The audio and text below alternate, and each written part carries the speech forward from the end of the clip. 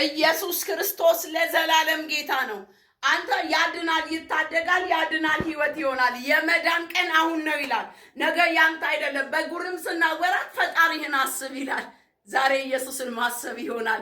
ተባረኩ። ወዳችኋለሁ። ዛሬ ዘፍጥረት ምዕራፍ 16ን እንመልከት። ምን ይላል? ቁጥር 7 የእግዚአብሔር መልአክም በውሃ ምንጭም አጠገብም በበረሃም አገኛት። ምንጩንም ወደ ሱራም በምትወስደው መንገድም አጠገብ ነው። እርሱም የሳራ ባሪያ አጋር ሆይ ከወዴት መጣሽ? ወዴትስ ትሄጃለሽ? አላት።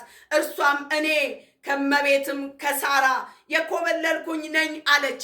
በጣም የሚገርመው የዚህን ቃል ርዕስ ይዤ የመጣሁት ምንም በሌለበት የእግዚአብሔርን ድምፅ ትሰማለህ። እንግዲህ አጋር ከመቤቷ ከሳራ ኮብልላ ሄዳ ወንዝ ዳር ቁጭ ባለችበት የእግዚአብሔር መልአክ መጥቶ የምስራች ሲነግራት እናያለን። ወረድ ብለን ስናነብ አንቺ ትበዣለሽ፣ አንቺ ጸንሰሻል፣ ወንድ ልጅ ትወልጃለሽ፣ ስሙ እስማኤል ይባላል፣ ከመብዛትሽ የተነሳ ሊቆጠር አይችልም፣ ብዙ የምስራችን ይነግራታል። ግን ማንም የላትም አጋር፣ ማንም የለሽም።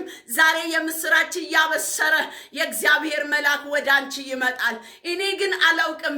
ዛሬ የምስራች ትሰሚያለሽ። ምንም በሌለበት አልቅሰሽ በዘጋሽበት ነገር ላይ አዲስ ነገር ይሆናል። በጣም የሚገርመው አጋር አዲስ ነገር ሰማች። ወንዝ ዳር ብቻዋን ቁጭ ብላ ከመቤቷ ኮብልላ እያለቀሰች ከፍቷት ያለች አጋር ማናት ስትለኝ አጋር ግብፃዊት ናት። ተገዝታ የመጣች ባሪያ ናት። ነገር ግን ሳራ አብርሃምን ወደ አጋር ግባ ስትል አርግዛለች። ከማርገዟ የተነሳ ደግሞ እመቤቷ ላይ የምታሳየው አክት አላምር ሲል አብርሃም አስወጣት። በዛን ሰዓት ኮብልላ በወንዝ ዳር ስታለቅስ አንድ ድምፅ ሰማች። ዛሬ አንድ ድምፅ ትሰሚያለሽ። አሎ ኮሮሞሻኪ ላቫንታ አቱራ ማጂላ ሞሴ አንቺ ዛሬ በቆምሽበት ጉዳይ ድምፅ ትሰሚያለሽ። ዛሬ ባቃተሽ ጉዳይ ድምፅ ትሰሚያለሽ። ዛሬ ተስፋ በቆረጥከው ጉዳይ ድምፅ ትሰማለህ። በቃ አልቋል፣ ብሞት ይሻለኛል፣ ከዚህ በኋላ ምንም አይሰራልኝም ባልከው ጉዳይ ላይ እግዚአብሔር ድምፅ ይልክልሃል። ማንም ምንም በሌለበት አጋር የእግዚአብሔርን ድምፅ ሰማች። አሁን አንተም የእግዚአብሔርን ድምፅ መስማት ይሆናል። በእውነት ትሰማለህ። እመነኝ፣ የመንፈስ ቅዱስ ክንድ ይገለጣል።